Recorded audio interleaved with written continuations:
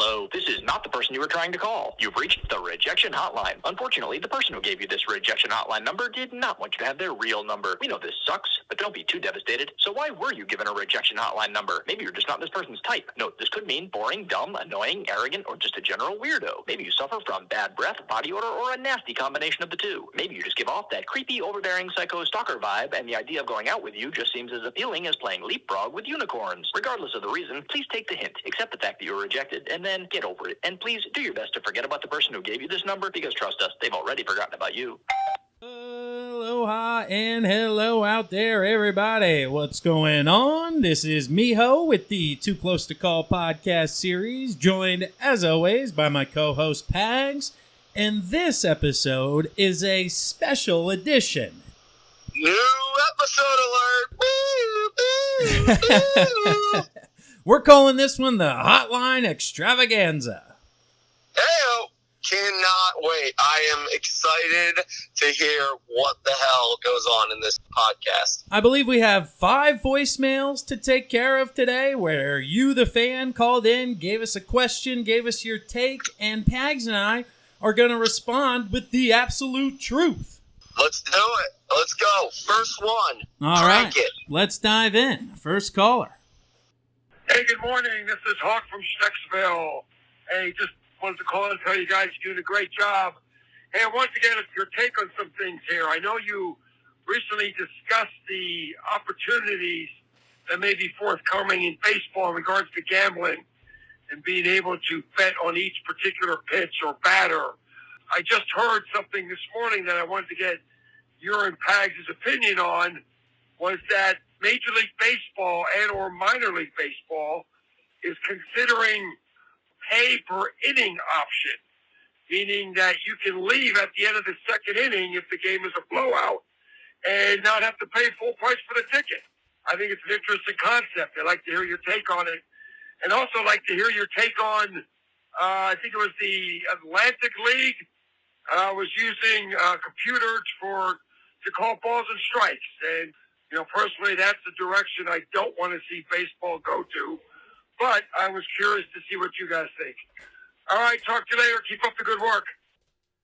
Hawk, thanks for calling. We appreciate it. 2 really good points there, Pags. He said pay for inning. Essentially, the way I'm hearing that was if you pay $20 or let's say $18, we'll use round numbers, for a 9-inning game. If it's 10-1 after the 3rd inning, 6 times 2, you're getting $12 back because you left after the 3rd. Or if you leave after the 6th, you get $6 back. So what do you think about that? Have you heard that at all? I have not heard that, and as a fan, I think it's freaking great. As a organization, hell no, you are staying there, or if you want to leave, that's your choice, but you're paying for this price, and you're getting this price. Yeah, it sets as a fan, I think it's great. Yeah, it sets a troubling precedent, because what if you pay for a movie and you don't like the movie? What are you going to pay per minute? Or what if you go see a concert and you don't like the concert? Are you going to say, well, I only heard 3 songs and I paid $5 a song, so give me my money? I don't know. I just think that's a real slippery slope. No doubt. The other point with the robot umps, I do not want to see this happen. I think that too many things have lost human touch, and baseball, although you might not agree with some of these umpires, I think that is part of the game, and I think that that's a crucial part of the game.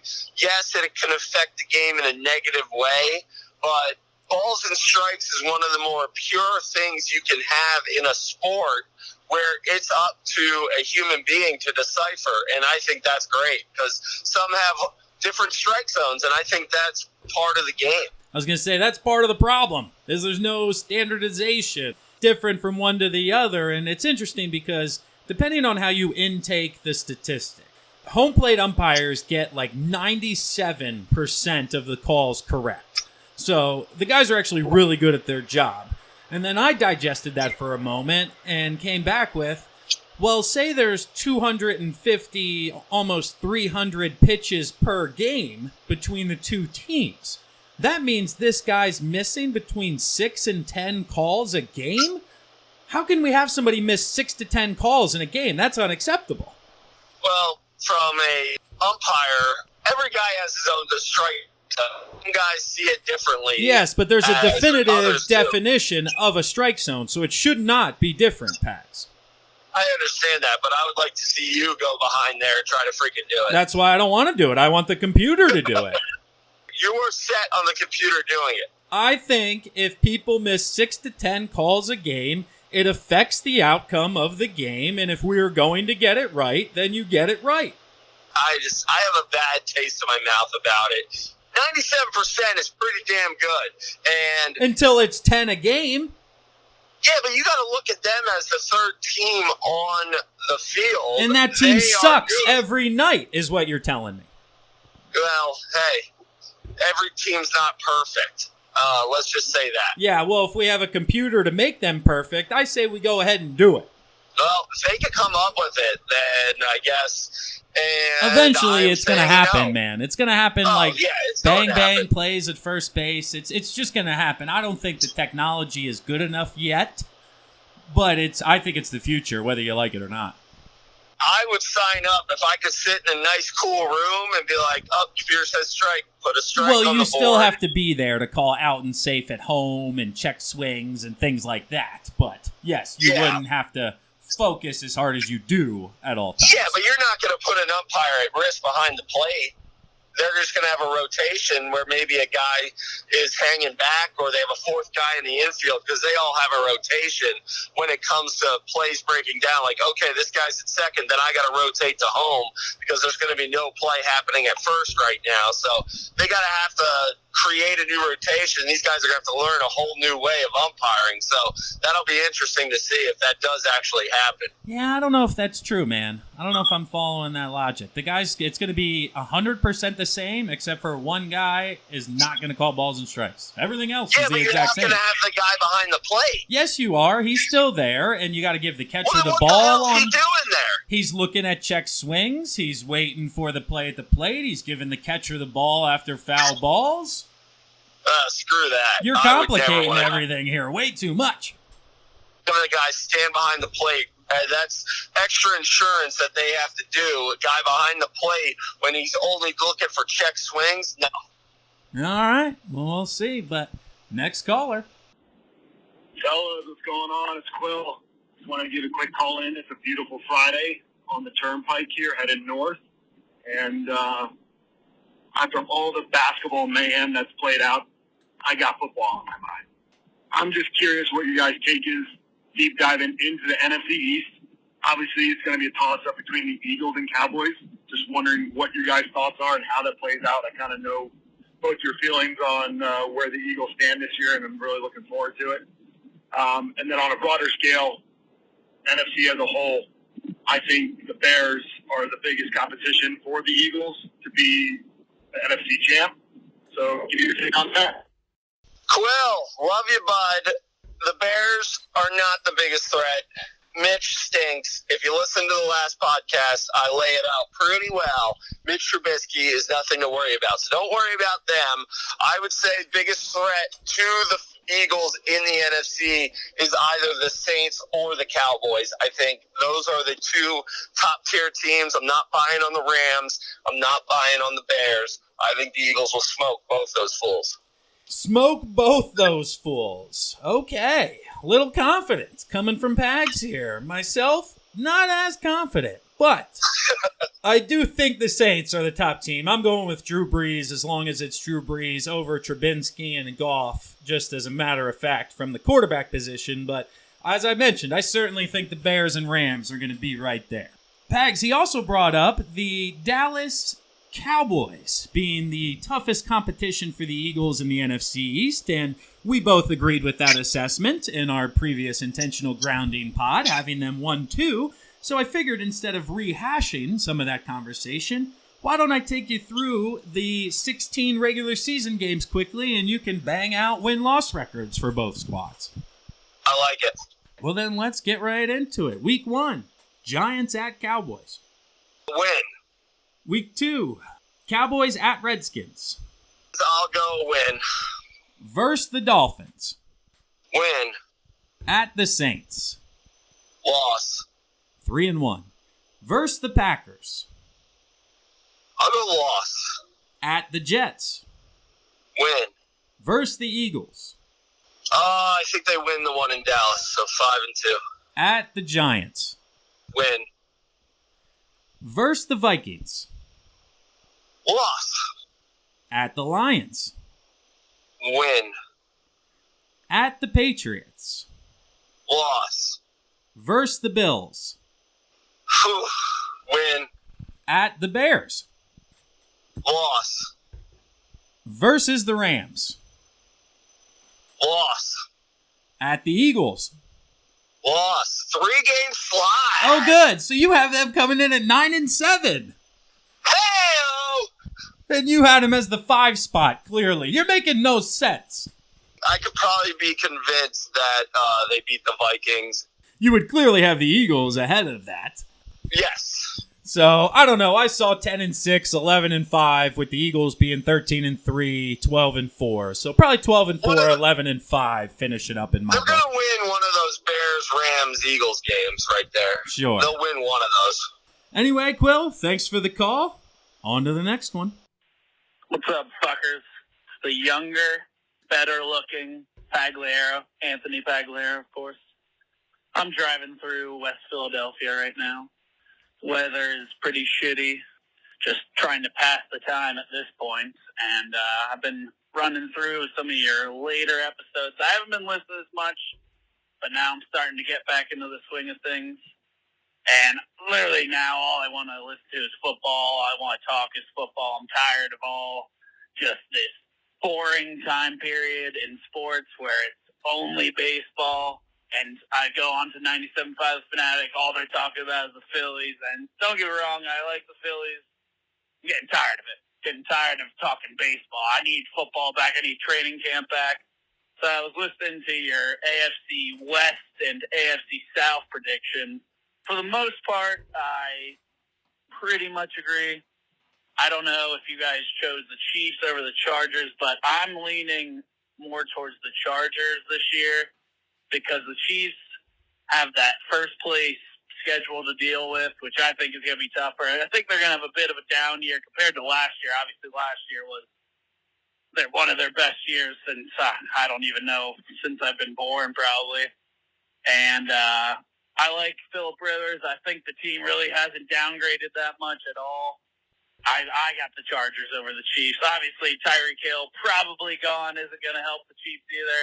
Kareem Hunt gone doesn't help.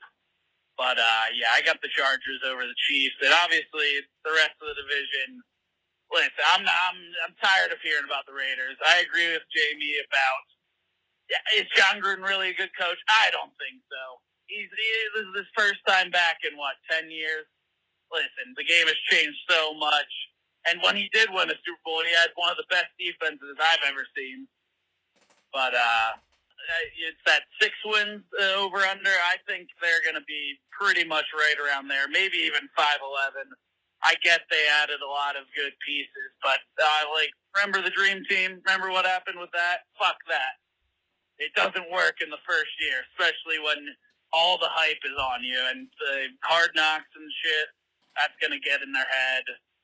I don't think it's going to go as well as everyone thinks. And the Broncos, God, I mean, Joe Flacco, that's all I really have to say. Come on. He's done. Well, shit, I didn't think it was going to cut me off there. Where was I? Anyway. AFC South, Texans, down year. Colts, win the division. They're going to go 12-4. I think they could make a Super Bowl run. Frankie Reich's going to get that squad together. They're going to be they're going to pick up just where they were last year. I think the dark horse, though, the team that's kind of falling under the radar, team that got the best quarterback in the league, Big Dick Nick's going to bring them back to the playoffs. Jaguars, after a down year, after, they go 5-11? Blake Bortles sucks, by the way. I mean, come on. He's a backup quarterback. I love him on part of my take, but he should be a backup quarterback. I think Big Dick Nick's going to take them to the playoffs again. He performs well once it comes December and on. And I love him. Obviously, we all love him. I think they'll go 10-6. Their defense is still fantastic. I think for sure 10-6, and then Titans. Marcus Mariota. I mean, he's starting to get to this point where it's like, is he gonna have a breakout year? Like, he's been pretty much even keel through his 5 years in the league, and he gets hurt too much. So I'm gonna end it now before I get cut off again. But yeah, those are my predictions. Peace out. Tony, flag on the field. Best looking Pagliaro, man? Nah, come on. Come yeah, on. That's definitely both of your sister, Ryan. Oh, burn. Yeah. There you go. Pagliaro men love to ramble. They ramble, and then they get cut off, and then they ramble again. That's it, Tony. Thanks for calling in, man. There's got to be some updates since this phone call. We've had some breaking news in the past week or two. Yeah, so Tyreek Hill's back. I don't know, man. I think the Chiefs are poised to do it again, pending a Patrick Mahomes Madden curse. And then Melvin Gordon holding out. He looks like he's ready to hold out for the entire season for the Chargers. They have some backs there that can fill in, but they're not going to give you the production that Melvin Gordon had. I think I may be leaning more towards now that the Chiefs are the front runner in that division. Yeah, I think you have to with the recent headlines coming out, that's for sure, man. But the other tidbit he really dropped, the Pagliaro's heavy on the Nick Foles bandwagon. That 9-inch wiener, he's going to be swinging it all over Jacksonville. We will see. Let's see if he can corral Jalen Ramsey a little bit. That's the other side of the ball. Let him do his thing. Foles will just keep handing the ball off to Lenny Fournette. And, yeah, I think they are a wild card team until proven otherwise. Because Tony had the Colts actually as Super Bowl contenders. Do you think Indianapolis could be that good? I think they go as far as Andrew Luck takes them. And Luck, he's one of those tricky-ass players, man, where he's not flamboyant in the media.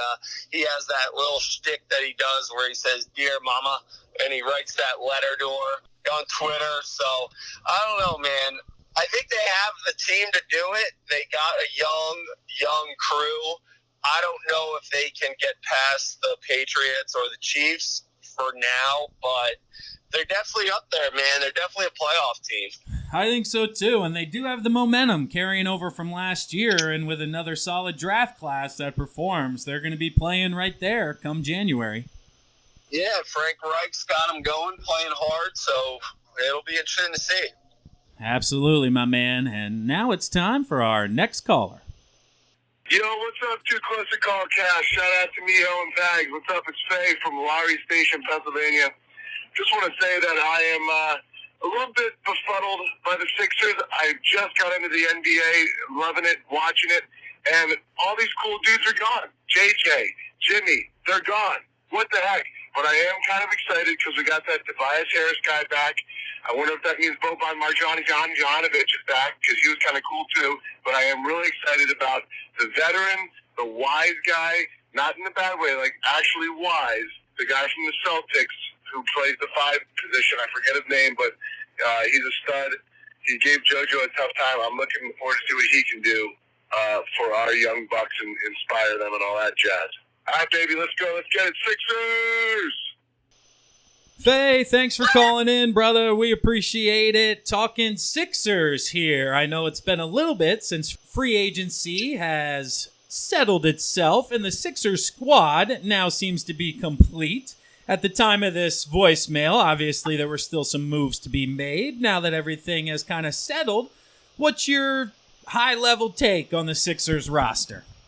I think everything you need to know was settled by Vegas the other day, where they had put the Bucks and the Sixers as the highest favorites to win it.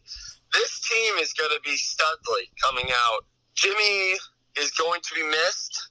Go have fun in South Beach doing your thing, buddy, down there. But, dude, this team is a better team, a more well-rounded team.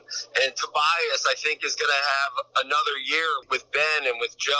I think we're poised to make a run here, man, at an NBA Finals. And I have no problem with what they did this offseason. I think similar to the Eagles, what's really impressed me is what Elton Brand did with the depth of this team. I know the starting five's getting a lot of the hoopla and press, but I think 6 through even 14 now are stronger than they've ever been, which really has proven to me that this next year is the first year where it's okay to really expect a championship. Yeah, you're not running out 7 guys, and your only other 2 guys on the bench are Ennis and Mike Scott. You got Mike Scott and Ennis, and then you have a plethora of guys that can get in there and do different things. So adding Trey Burke's going to be a crucial thing for when Ben needs a break. Yeah, man, I'm excited. I am as well. And we got one last caller. Hi, this is Bridget, out of the greater Philadelphia area, also known as Miho's wife. But wanted to give a call in about Dead to Me that Pag has mentioned as the newer Netflix series. So he alluded to a couple things. Spoiler alert is awesome. I think I binged it. Kevin might be able to confirm in 3 nights. It's a lot of character development and then redevelopment because there's a couple characters that have multiple facets to their personalities, some that you see in front of other characters, others that are hidden. So I think it's definitely worth the watch. Certified binge-worthy, and I can't wait to see how you guys like it. Bridget, thank you for the call. I want you to know that if I recommend a show on this podcast, my word is golden. I do not watch a show that does not have character development. I do not watch a show that does not tickle your fancy. This is a great show, and I am excited. Season 2 is back on. The twists and turns in this show are great. Linda Cardellini and Christina Applegate are tremendous together. It is a awesome show. Yeah, I haven't checked it out yet, but based on the feedback, it sure seems like it's something worth watching. For sure.